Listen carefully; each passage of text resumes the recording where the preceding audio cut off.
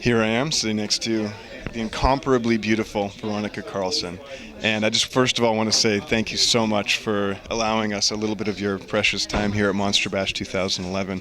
You're still so lovely. Thank you very much. Thank you. It's a wonderful introduction.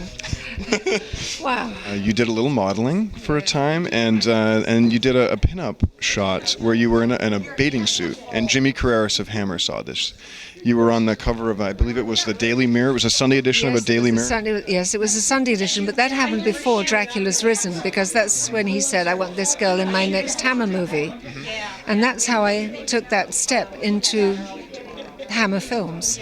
And I had an interview with Aida Young and Freddie Francis, and did a little audition with Barry Andrews and Jutta Stenskal. I don't remember the other gentleman's name. I was so full of nerves. They took us to a little place afterwards for an omelette or something. I couldn't wait to get rid of my omelette. I stood up and said, I've got to go now. Got up and paid for my omelette and left them. And Freddie said, we didn't know what we'd said wrong, because they didn't expect me to leave. But I thought to myself, I don't want to embarrass them any further, because I know I haven't got the part and it's only going to be awkward for them. I'll just exit stage right. So I did. So I wandered around London totally devastated. Called into home to say, Mother, I'm sorry I'm late, but she said, Veronica, they've been trying to get hold of you all day. You've got a fitting to go to for the Hammer film that you've... And I thought, oh my God, I've got the part. And I was all alone in a phone box celebrating with tears running down my face.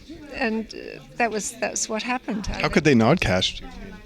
It never occurred to me, actually, that they would. I was, you don't go in with that, well, I'm obvious for this part. Right. So Dracula has risen from the grave. Barry Andrews, I think he's wonderful in it. Yes. Freddie Francis, I love the direction of the film. Now, he was a photographer. Cinema photographer, Yeah, that's yes. right. And he was a wonderful photographer. He was. His lighting schemes in that film are just absolutely gorgeous to look at. Yes. So, is there anything on the production of that stood out to you, the way that it was handled as far as a director, Freddie Francis, with you? Well, everything stood out to me. It was the first film I'd ever had privilege of being in, and the atmosphere was everything I expected. The set decoration was exquisite, incredible detail, and the lighting was exquisite. And it's just when you walked in through that stage door and it closed behind you, you were in you knew where you were. You were in a totally different world. It was a totally credible place to be and totally believable.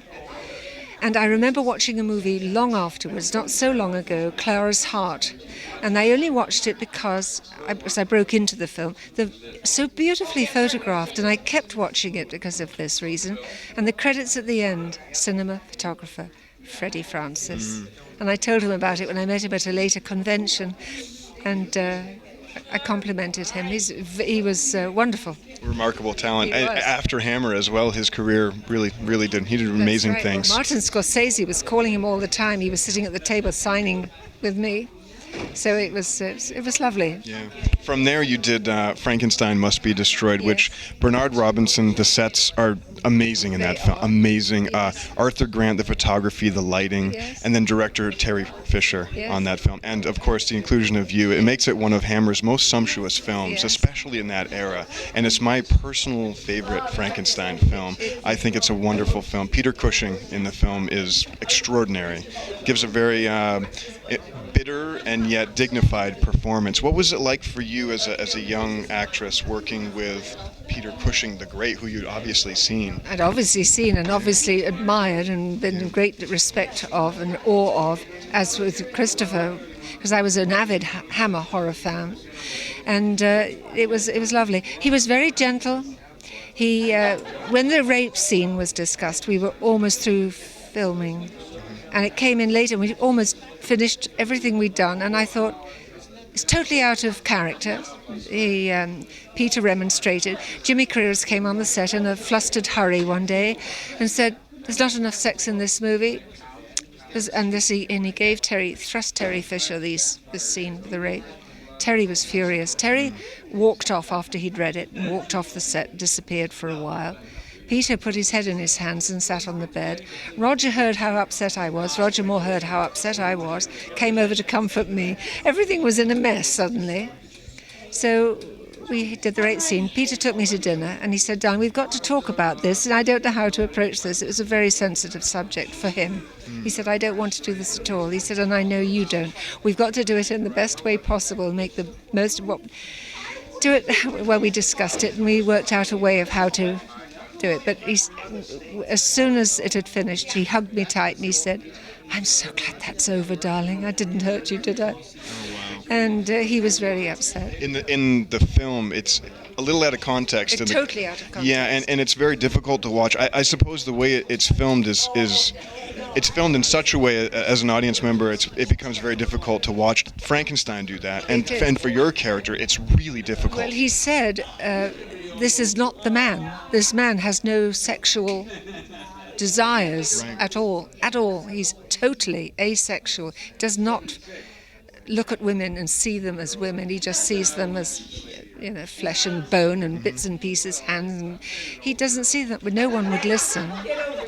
And so we did it. But I shall always regret it. I got to tell you, when you watch the movie, even to this day, I watched it about a week ago again, and when he closes the door and turns around, your heart drops. My heart did too. It certainly does. Yes, well, they wanted me to have my nightgown stripped from me, and I said, "That's absolutely not going to happen." Because there was a no nudity clause in my contract anyway, but I wouldn't have done that. So then the dressers tried to work out ways of covering me up, and each one was worse than being naked. So it was terrible. So Peter had to just hide me from everything. It was very uncomfortable, and he apologized. He kept apologizing for an hour or so afterwards. "I'm so sorry, darling. Please forgive me. Please, I wouldn't have done that. You know I had to do that. Oh, dear, oh, dear. What a mess." Well, there was a little lighter fare that followed, fortunately, The Horror of Frankenstein. Oh, Jimmy Sangster, yeah. And Ralph Bates, I think he's magnificent in the film. And it's a fun film, and I just want to say, if you were living in my house, you wouldn't be my housekeeper. Do tell what I'd be. Not my housekeeper. I don't know, are you married? Thank you for the compliment. So, Ralph Bates, what was it like to work with Ralph? Oh, it was so different from Peter and Chris. Of course, this young man, and he had a fantastic sense of humor. He and Jimmy were like two coats of paint with their humor. They were... To leave them alone, you'd hear these giggles coming from them. And Jimmy would say, because we'd go to lunch together, and they would be so ribald and so amusing, very amusing. And then Jimmy would pull an absolutely straight face and say, "That's enough jollity. Back to the set. No more joking." And he was a serious, different person on the set. He was totally serious, but he had that mischief in him. He couldn't help himself. The finger under the... Can you move it? Yes. And the name is Master Bates. I never cottoned onto that. I just didn't cotton onto that. I've heard recollections of yours that you were a little bit jealous of Kate O'Mara's role in that film. Was that because she had so much screen time with Ralph, or was that just because she was so salacious? I've never been jealous of her. No, never ever. I admired her enormously. I envied her the amount of character she could express and be, and gutsy and everything, and I had to be the meek, compliant one.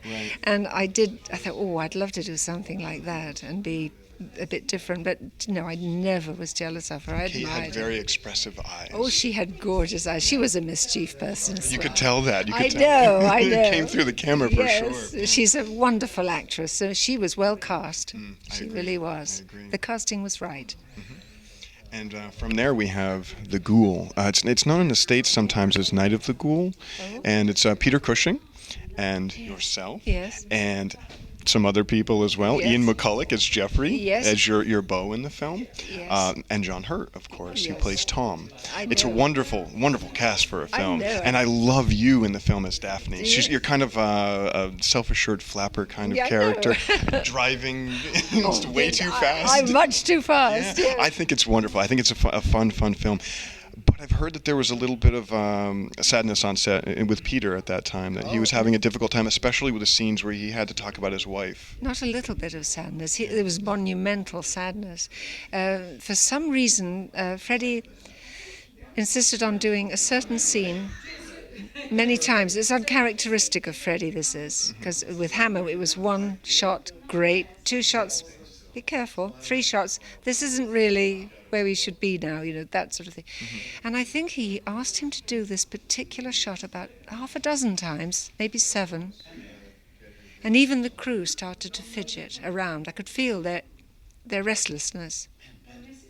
Because each time Peter had to talk about his dead wife and look at the photograph of his wife, Helen, he always had a photograph of Helen, and he got nearer and nearer an edge. And I think Freddie wanted to tip him over. He did it. He tipped him over that edge. And Peter walked off the set in tears. He just broke down. It was just dreadful. And I looked round. I had tears in my eyes. And I looked at one, and there wasn't a dry eye. All of the crew, all of the people that were standing around, all turning away, wiping their eyes, because everybody thought the world of Peter, and they didn't want to see him so hurt. And for him to relive it just broke him. I don't think he came back to the set that afternoon. He was devastated, and so were all of us. Being a horror fan and being, of course, protective of some of my idols like Peter Cushing, it's difficult to hear, but the other side of me looking at it realistically, his performance in the film, maybe I can understand. He was supposed to be a very sad character in that, because he's caring for his son who lives in the attic room. That's right. And he's a ghoul, and he eats people, and he's trying to keep his son alive, and the sadness of a man whose family is gone basically. So I think he's wonderful in the film. He was well cast, wasn't he? Perfectly cast. Yes. I think everybody in that film was exceptionally well cast. Yes, Gwen Watford was marvellous as the Aya. Absolutely, yes. as Aya, the housekeeper, And I'd watched the enabler. I'd watched her for a long time on television and film, and I admired her so much. And John Hurt, what a treat it was to work with John! Wow, and of course to see him later as the Ollivander in those beautiful J.K. Rowling stories. It was, I thought, wow, what a privilege it was to have worked with him. Really, I've been very fortunate. Oh, well, we've been very fortunate to be able to spend some time with you, and I really appreciate your time. I know and, you do. I know. Thank you so much. Thank you very much for talking to me. I've enjoyed it. Veronica Carlson. Happy memories. Insert applause here. Happy memories. Thank you. Terror Transmission.